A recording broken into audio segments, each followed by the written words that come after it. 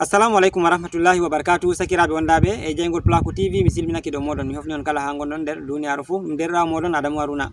Wato yo mi waddani en tinninore hande be wagginore dede ko larani WhatsApp ɗum probléme gol ɗuɗɓe nder meɗen girata ngam may ɗo an to a fottano be majum ma ngam min yiɗi a lara vidéo ɗo boɗɗum heɓa fama probléme may ɗo ko ɗum tawuma ta ɗum hillnuma ma bo ta ɗum dame boɗɗum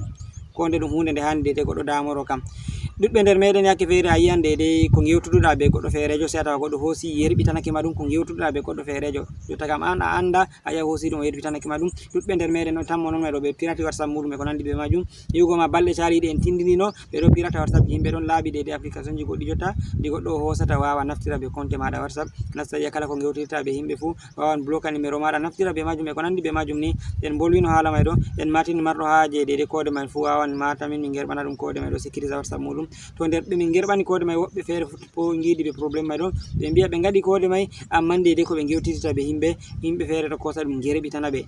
wato ɗum ɗo sendiri be dede lawol ngol angol min tindini ɓe ngol ɗo bo ɗum probléme wol feere kesol jotta wangi a tawan ko gewtuɗa be goɗɗo feerejo se a tawa ɗum dilli ha feere ma bo an a anda a nasta WhatsApp maɗa dede ko gewtuɗum misalu en gewtiɗi hunde feere se a nasta jotta kam ha WhatsApp may ɗo ko gewtuɗude ma yiɗi a heɗito ɗum se tawa ko gewtuɗuɗa be goɗɗo feerejo wari joɗake ha babal may ma bo ko yimɓe feere en gewti an a andama se a tawa ɗum wari ɗum joɗake se nana a wane ɓe wane kam da ko ɓe gewtiɗi an a anda no waɗi na hamɓe gerɓan ma ɗum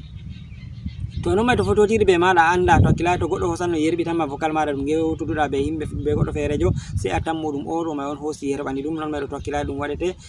to hakkila bonda be oɗo may ma to hakkila tawa on boldi bolleji ɗi sirri ma bo hunde feerere ni en kam se a tawa ɗum hoosi ɗum dillani ha oɗo may ɗo WhatsApp ɗo mari probléme may ɗuɗɓe nder moɗon jiidi probléme may ɗuɗɓe ewniyam ƴamiyam e usin non may no ka warata ɓe pirati compte maɓɓe na ɓe hoosi dede warta ko ɓe gewtidi be yimɓe fou ɓe kosa ɓe gerɓa ɗum ha feere ma bo nden woɓɓe feere bo ɗon mbiyami ɗum pototira dede ko woɓɓe feere en gerɓi a yiya ɗum warani ɓe non ɗum probléme may to ha jotta probléme may ɗo ni min kefta e lawol ngol a tokkata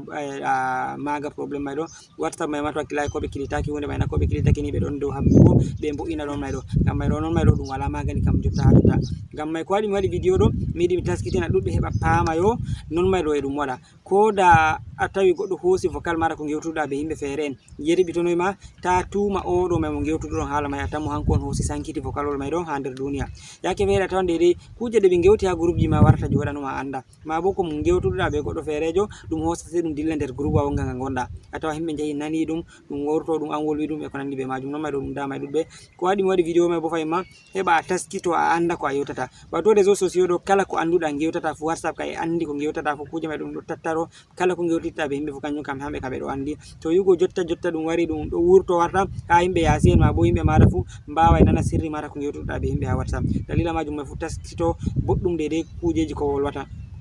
a wawan to hakkila a wara wolwa inde goɗɗo ko a huɗamo ko a yecca haalajiji goɗɗi dow mako to hakkila a yerɓana goɗɗo feerejo message may ɗo sey ngol wayrito ngol dilla ngol fa ha o yaman ɗum bolwanɗaka to nanigol na hunde kam wonnake ngam may ɗum taskito dede ko wolwata ha dow réseaux sociaux e min ɗo gaɗa recherche to min Allah waɗi min keɓi dede lawol ngol goɗɗo tokkata maga ɗo may ɗo yisin probléme ji ɗi may ɗi guideten a tawa a yerɓani goɗɗo message ɗum dilli ha goɗɗo ma bo goɗɗo yerɓonoyi goɗɗo message ɗum wara ha maɗa ko nandi be majum to min keɓi dede lawol ngol goɗɗo no ɗum magirta may ɗo ɓe jawɗum min garana en vidéo min tindani dede no ɗum woniri komi yiɗi pamon ni jotta kam probléme may ɗum ɗon ko da anani vocal maɗa ɗum gewtuɗa ha goɗɗo anani ɗum ha goɗɗo feerejo ma bo ha groupe ta tamma oɗo may mo gewtuɗuɗon be majum on yerɓani ɗum o yaman ɗo